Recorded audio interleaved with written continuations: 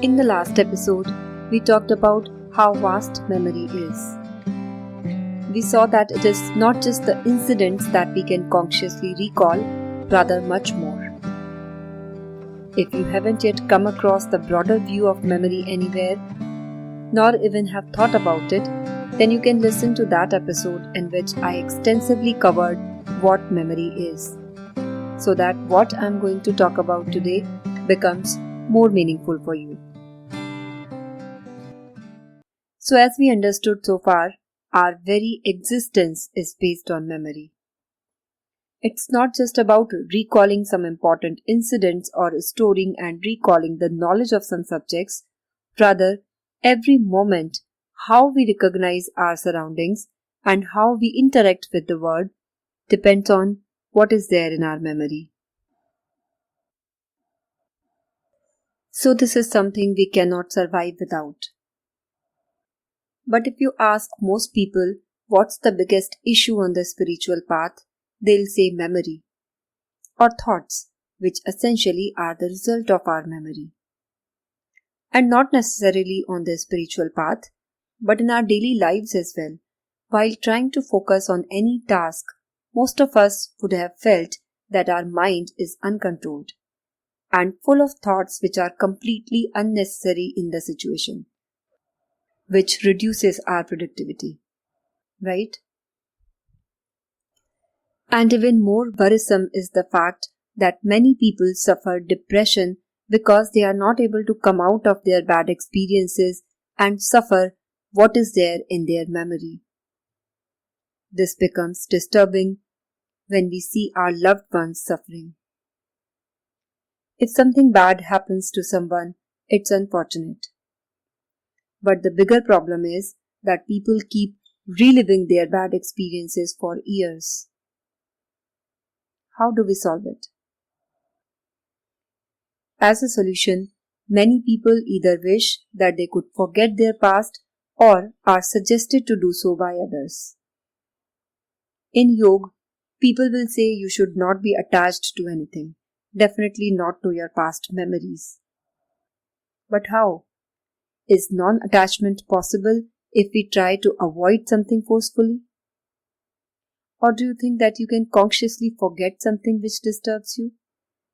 I don't think so. Why is it that such an important aspect of our existence and intelligence seems to have become our enemy? In fact, is it really our enemy or is it our perception? Let's analyze. If we think forgetting anything will help us, there are two possibilities here. One, you selectively erase some memory which you don't like.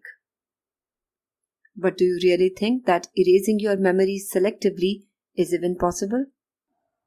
Can you willingly forget a day from the last week but remember the rest of it? No, right? So we cannot do this even if we want to. We can only pretend to forget something for some time by engaging ourselves in something else. But it's just a matter of time that it will come back. Second option is you completely erase your memory, which is again not possible because memory is not just the data that we are conscious about. It's much more than that, as we saw in the last episode. Moreover, even if this was possible to erase all the memory, then after that you will not be able to survive. So, I don't think forgetting anything makes sense or even possible consciously. Unless of course we lose our memory due to some accident or illness. And that's a bad option. And above all, if forgetting anything would be helpful, then being forgetful would have been a quality, not a trouble. And becoming meditative would have been easy for people who have diseases like Alzheimer's, right? But do you think that makes sense? Have you ever seen that happening? I'm sure not. Then what? Well, if going in one direction, all the doors seem to be closed, then it's better to look around and see in another direction instead of keep banging your head on the wall. So let's stop thinking of memory as an issue. Yes, memory is not the issue. How we deal with it is an issue. It is our compulsion to access this memory all the time which is the issue.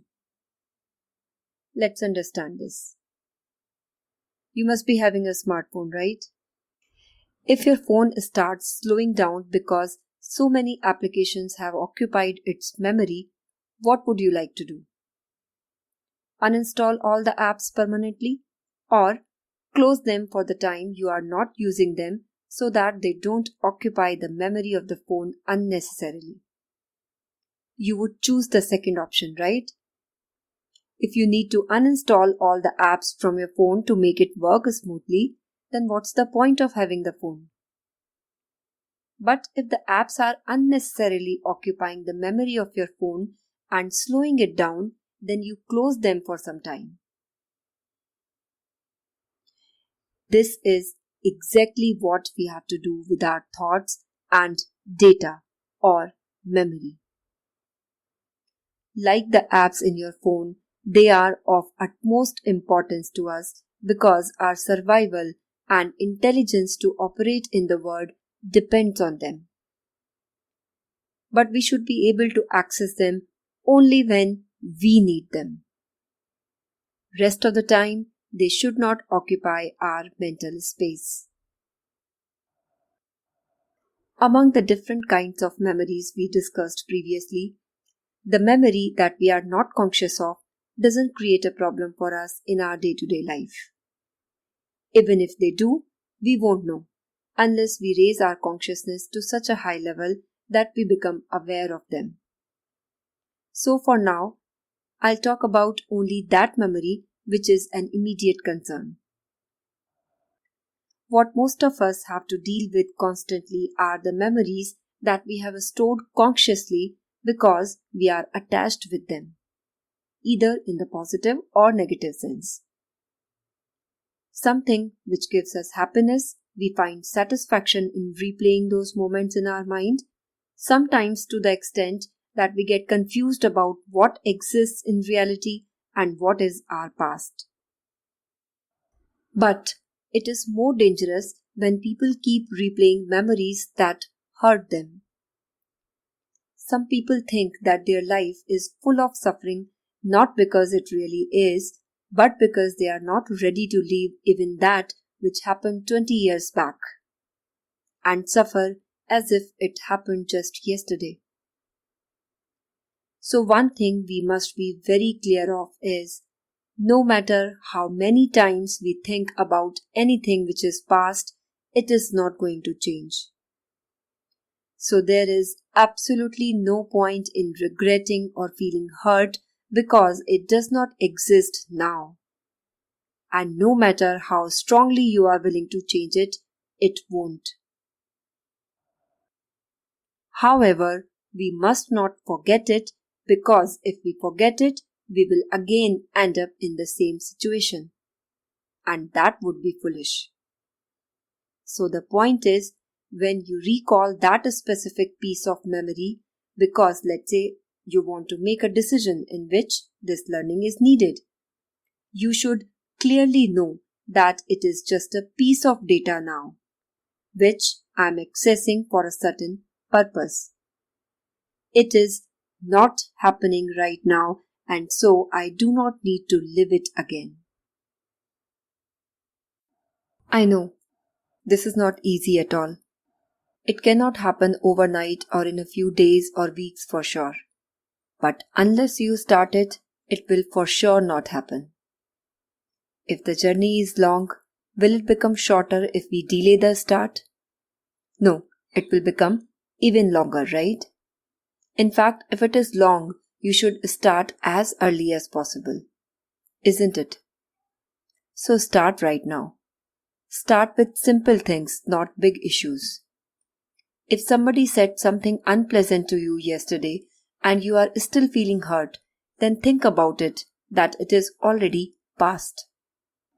And why talk about yesterday?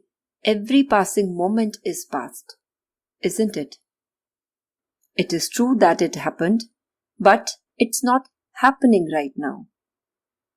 So if I'm still feeling bad right now, I'm replaying my memory and trying to go through it again. And there is no point in it. It will surely not happen in one go.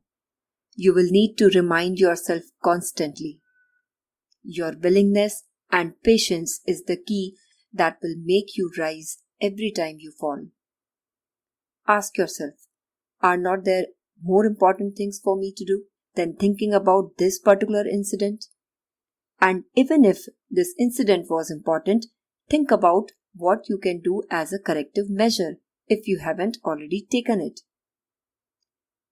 Now here, I repeat myself that I am not asking you to forget it, but you only recall it when you want to ponder upon the next action to be taken, and not keep playing it all the time in your mind at the cost of your ability to handle what is in your hand right now.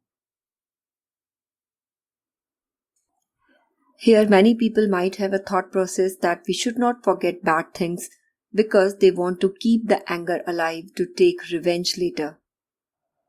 Please note, that's not what I mean here. Just take it as a learning for your betterment so that you make wiser decisions in future to handle such situations.